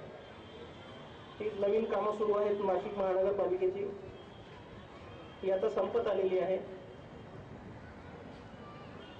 आणि मी पुन्हा एक उदाहरण देऊ इच्छितो की जर्मनीची एक टीम काही दिवसांपूर्वी, साधारणतः एक 4 आठवड्यांपूर्वी नाशिक मनपाला भेट द्यायला आली होती. जर्मनीमध्ये हॅम्बर्ग नावाचं शहर आहे आणि त्यांची लोकसंख्या आहे 17 लाख. नाशिकची पण लोकसंख्या आहे 17 लाख. आणि त्या शहराचे पाणी पुरवठा विभागाचे इंजिनियर्स आमच्याकडे भेट द्यायला आले. GIZ ही एक जर्मन एजन्सी आहे त्यांच्या मार्फत. आणि त्यांच्याशी चर्चा करताना असं लक्षात आलं की त्यांच्याकडे जवळपास 300 इतके इंजिनियर्स त्या हॅम्बर्ग शहराच्या पाणी पुरवठ्यासाठी दिवस रात्र कार्यरत असतात. आणि फक्त पाणी पुरवठा विभागाची टोटल स्ट्रेंथ जी आहे ती जवळपास 2500 आहे. आणि त्यावेळेस मग आम्ही आमची तुलना करून बघितली तर माझ्याकडे एकूण इंजिनियर्स आहेत 18 आणि 2500 ही पूर्ण महानगरपालिकेची स्ट्रेंथ आहे. त्याच्यामुळे हे सगळं मर्यादा ध्यानात ठेवून जितकं जास्त काम करणं शक्य होईल तितकं जास्त काम महानगरपालिका करत आहे. मलनिस्सारण याच्याबद्दल आपल्याला इतक्या जास्त प्रमाणात येणाऱ्या लोकांना स्वच्छतागृहांची व्यवस्था करून देणे हा एक खूप मोठा चॅलेंज आहे. आम्ही जे टेंडर काढलं होतं तेव्हा असं लक्षात आलं की जे 3-4 कंपनीज आल्यात त्या सगळ्यांची जरी बेरीज केली तर त्यांची कॅपॅसिटी 5,000-5,500 टॉयलेट्स उभारणे तात्पुरत्या स्वरूपाची इतकी येत होती. त्याच्यामुळे आम्ही सर्वांनाच काम द्यायचा निर्णय घेतला आणि हे कमी पडतात म्हणून आता जे येतील त्याला काम असं करत जवळपास 6 ग्रामचे शौचालय आणि अस्तित्वातले धरून 25,000 पर्यंत आम्हाला टॉयलेट्स या सिटीमध्ये उपलब्ध करून द्यायचे आहेत. त्याच्यातले परवणीच्या दिवशी आणि 1 दिवस मागे पुढे असे 9 दिवस आम्ही बहुतेक सर्वच चालू ठेवणार आहोत आणि बाकी दिवस मग त्याच्यातले अर्धे बंद करून ठेवणार आहोत. त्याच्यामुळे प्रयत्न असा आहे की कमीत कमी मानवी विष्ठा, पावसाळ्याचे दिवस आहेत, कमीत कमी मानवी विष्ठा गोदावरी नदी द्यावी याच्यासाठी हे सगळं नियोजन आहे. गोदावरीचा विषय देखील मी मुद्दाम सांगू इच्छितो. गोदावरीबद्दल भरपूर वर्तमानपत्रात बातम्या येतात. हायकोर्टमध्ये PIL सुरू आहे. त्याची अगदी थोडक्यात माहिती सांगतो. कुंभमेळ्याशी जरी रिलेटेड नसला तरी जवळपास 400 MLD म्हणजे 400 दशलक्ष लिटर पाणी म्हणजे जवळपास 4000 कोटी लिटर पाणी इतकं पाणी पुरवठा आपल्याला गंगापूर धरणावरून नाशिक शहराला रोज होतो. आणि असं जर आपण गृहीत धरलं की त्याच्यातलं 20% पाणी हे गळतीमुळे, इकडे तिकडे चोरीमुळे वाया जात असेल तरी देखील जवळपास 3,200 लाख लिटर इतकं पाणी हे घरापर्यंत पोहोचतं. आता सिव्हिल इंजिनिअरिंग मध्ये असं म्हटलंय की जितकं पाणी पुरवठा घराला होतो त्याच्यापैकी 80% पाणी हे ड्रेनेज मध्ये जातं, 20% पाणी जात नाही, ते कन्झ्युम होतं. तसा जर विचार केला तर जवळपास 256 दशलक्ष लिटर इतकं ड्रेनेज आपल्या नाशिक शहरामध्ये दररोज तयार होतं. म्हणजे जवळपास 2,500 लाख लिटर. आणि ह्या 2,500 लाख लिटर आपली ट्रीटमेंट करण्याची जी कॅपॅसिटी आहे नाशिक शहराची ती आहे 270, म्हणजे जेमतेम अगदी जुळणारी आहे. अशा परिस्थितीमध्ये नाशिक शहराचे जे काही सिवेज ट्रीटमेंट प्लांट आहे जिथे हे मलजल ज्याला म्हणतात किंवा सिवेज आहे त्याची जिथे ट्रीटमेंट होते, तपोवनला सर्वात मोठा आहे आणि मग बाकी ठिकाणी आहे, त्याची ते किती कॅपॅसिटीचं पाणी आत, किती बीओडी ज्याला म्हणतात, बीओडी म्हणजे जितका जास्त बीओडी तितकं पाणी अधिक दूषित आणि जितका कमी बीओडी तितकं कमी दूषित. तर प्रत्येक ठिकाणी जवळपास 100 बीओडीचं पाणी येतं आणि सगळ्या 4च्या 4ही सिवेज ट्रीटमेंट प्लांटमध्ये 20 ते 25 किंवा 15 ते 25 इतक्या बीओडीचं पाणी नदीमध्ये जातं. आता भारताचे जे स्टँडर्ड्स आहेत ठरवून दिलेले ते आहे 30, म्हणजे 30 पेक्षा कमी बीओडीचं पाणी आमच्याकडून नदीमध्ये जातं. पण मुद्दा असा इथे असा झाला आहे की कुंभमेळा असल्यामुळे एमपीसीबी म्हणते की ते आता 10 पेक्षा कमी येणार. आता स्टँडर्ड भारताचे 30 आहे. 2000 साधारणतः 95 ते 2003 या कालावधीमध्ये जेव्हा ही बांधकामं झाली त्यावेळेस जी डिझाईन तयार केली होती ती डिझाईन होती 30ची. प्रत्यक्षात त्याचा इफेक्ट त्याच्यापेक्षा चांगला येतोय. आणि हे असं इलेक्ट्रिकची मोटर जसं असते, जास्त वेळ बटन दावली तर जास्त पाणी निघतं, जास्त कॅपॅसिटीचं आपल्याला त्याच्यात इरिगेशन करता येतं, तसं ह्याच्यामध्ये नाही आहे. कारण हिची जी ट्रीटमेंट आहे ती तिथे जसे बॅक्टेरिया जसे तयार झाले, जसे डिझाईन आहे ते डिझाईननुसार असते. असं आपल्याला तिथे काही बटन दाबून 30ची कॅपॅसिटी 10 वर आणता येत नाही. त्याच्यासाठी नवीन सिवेज ट्रीटमेंट प्लांटच बांधावा लागतो, त्याला दुसरा कुठलाही पर्याय नाही.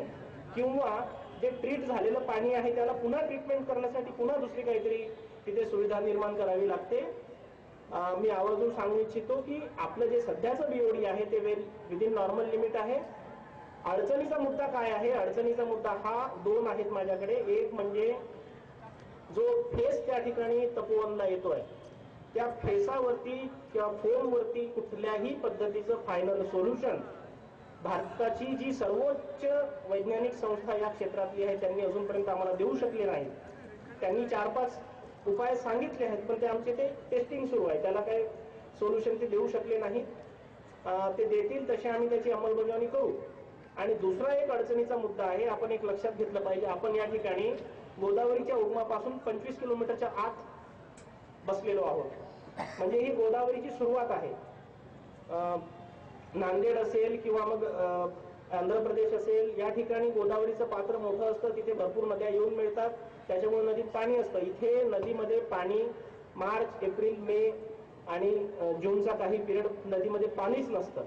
त्याच्यामुळे फक्त येणारं ट्रीटमेंटचं सिवेज आणि त्याला नॅचरल नदीचा फ्लोच नाही, अशा परिस्थितीमध्ये थोडंसं त्या ठिकाणी उन्हाळ्यामध्ये प्रॉब्लेम होतो. ती वस्तुस्थिती आहे, आपल्या सर्वांना कल्पना आहे. ही जी काही परिस्थिती दिसते आज त्याचं हे सगळं सायंटिफिक रिझन अशा पद्धतीने आहे.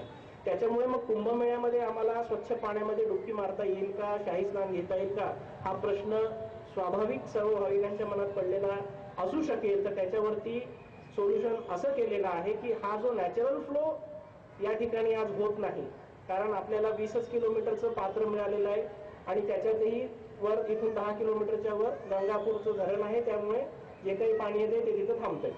त्याच्यामुळे त्या गंगापूर धरणामध्ये प्रत्येक शाही स्नानाच्या आधी खास पाणी सोडण्याची व्यवस्था केलेली आहे.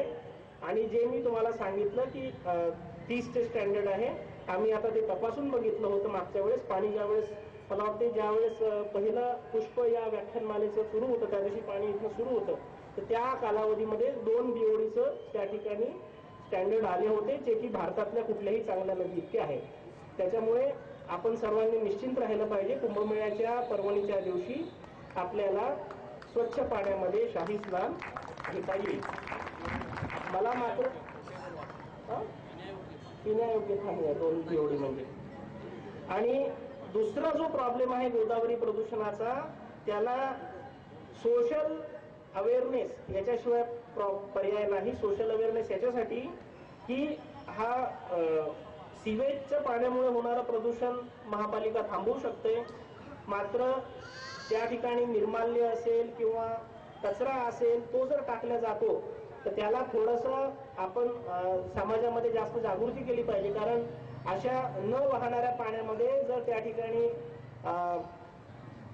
आता इथे पिंडदान होतात किंवा बरेचशा धार्मिक विधी होतात किंवा इथे बाजूला भाजीपाल्याची दुकानं आहेत, हा जो कुजणारा ज्याला बायोडिग्रेडेबल म्हणतात असा जो कचरा असतो तो जर त्या ठिकाणी गेला तर त्याच्यात बीओडी फार वाढतं आणि पटकन मग ते पाणी दूषित होतं.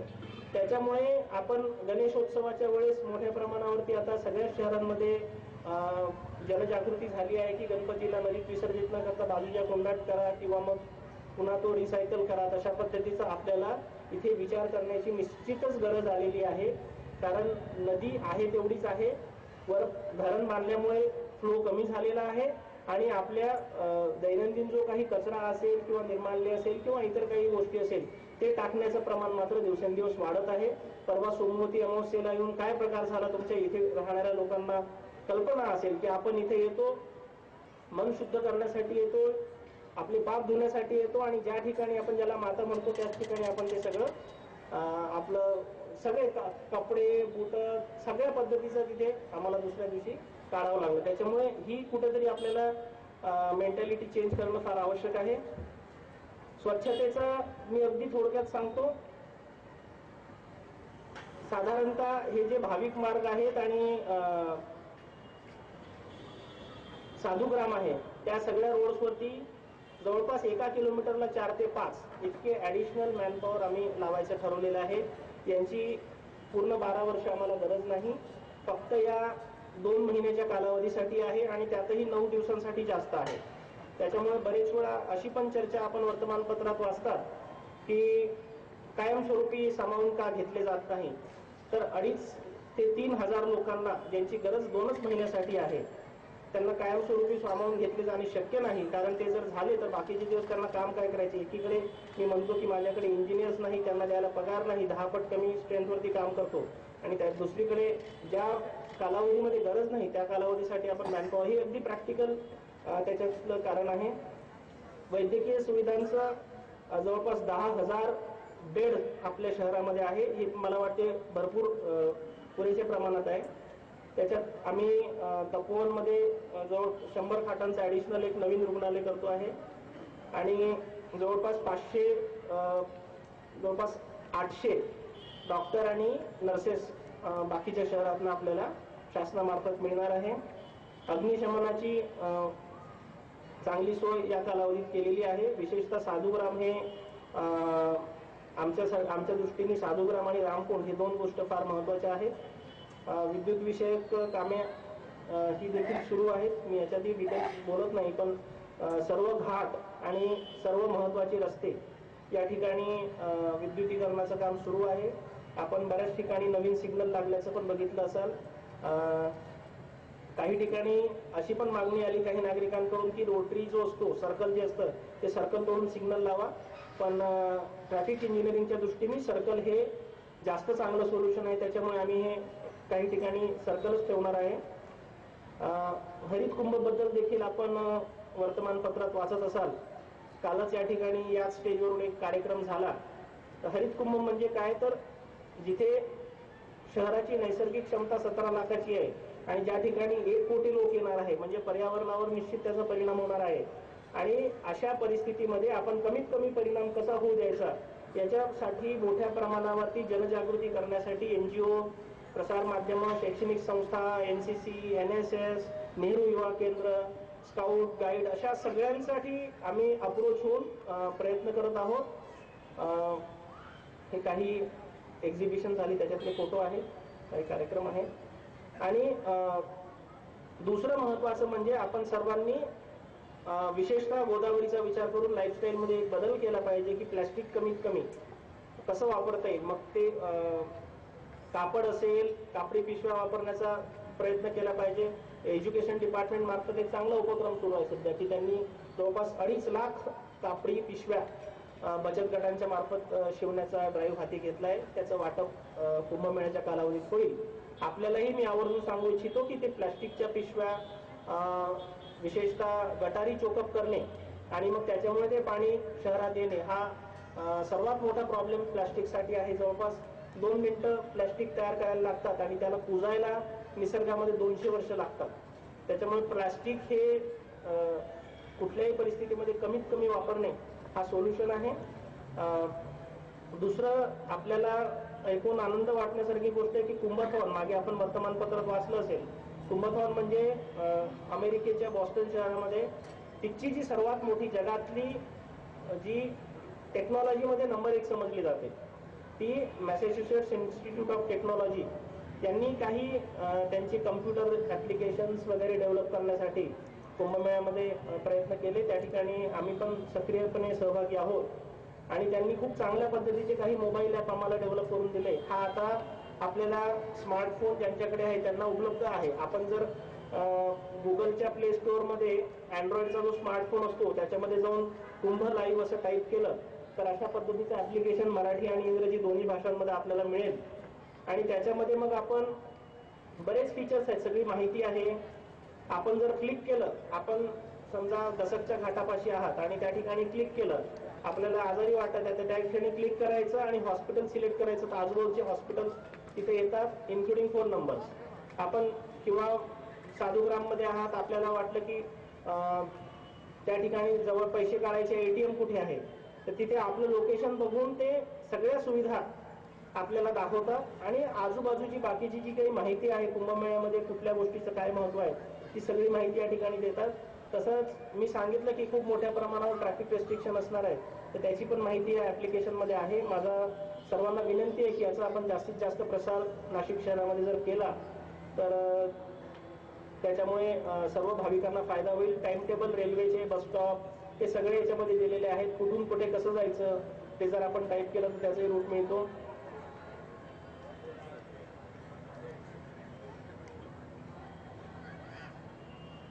नंतर महानगरपालिकेमार्फत त्या कालावधीमध्ये 70-30-300-300 हा एक कॉल सेंटर सुरू करणार आहोत आणि प्रायोगिक तत्वावरती आम्ही एक 10-15 दिवसातच सुरू करणार आहोत याची प्रॅक्टिस घेण्यासाठी.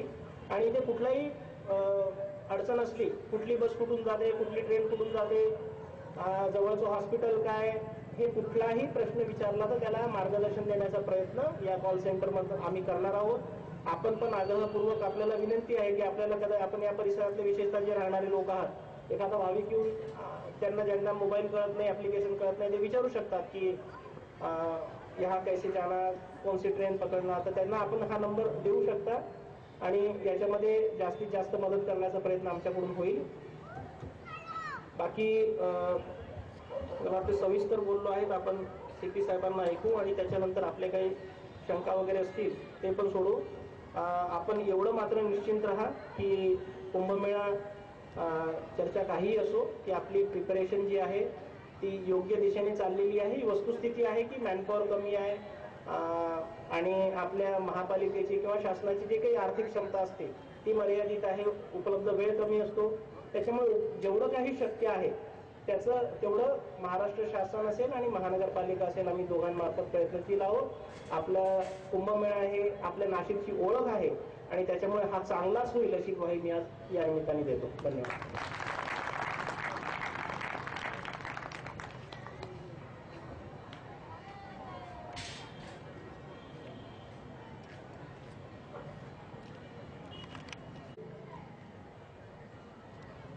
माननीय जिल्हाधिकारी, माननीय आयुक्त नाशिक म्युनिसिपल कॉर्पोरेशन आणि या पवित्र शहराची आपण सर्व आलेले सर्व वरिष्ठ ज्येष्ठ नागरिक बंधू भगिनींनो, येत्या कुंभमेळ्याची तयारीबद्दल आपल्या जिल्हाधिकारी साहेब आणि म्युनिसिपल कमिशनर साहेबांनी सविस्तर आपल्याला माहिती दिलेली आहे.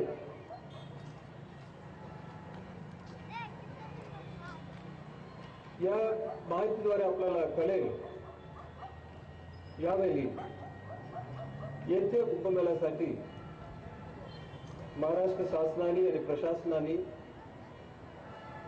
आणि इतर लोकप्रतिनिधी, आपण सरकार इथे नाशिक की राहणारी रहिवासी सर्व मिळून आता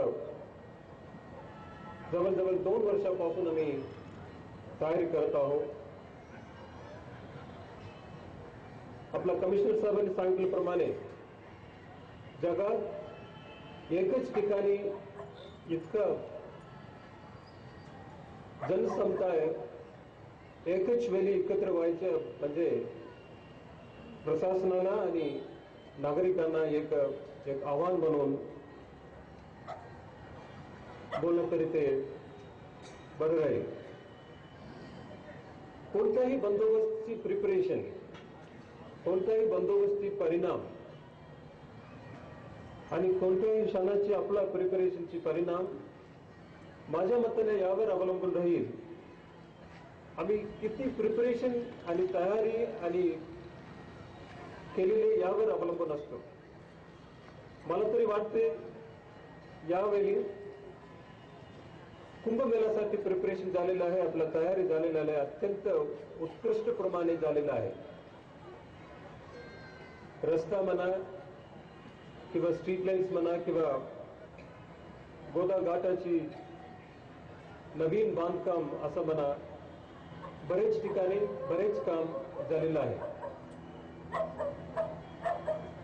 तरी सुद्धा आपलं बंदोबस्ती सक्सेस यावर अवलंबून राहील. त्या कालावधीत आता जुलै 14 पासून विशेष म्हणजे 3 पर्वणी दिवसात आपण सर्व मिळून ते कसा पार पडणार आहे यावर अवलंबून असतो.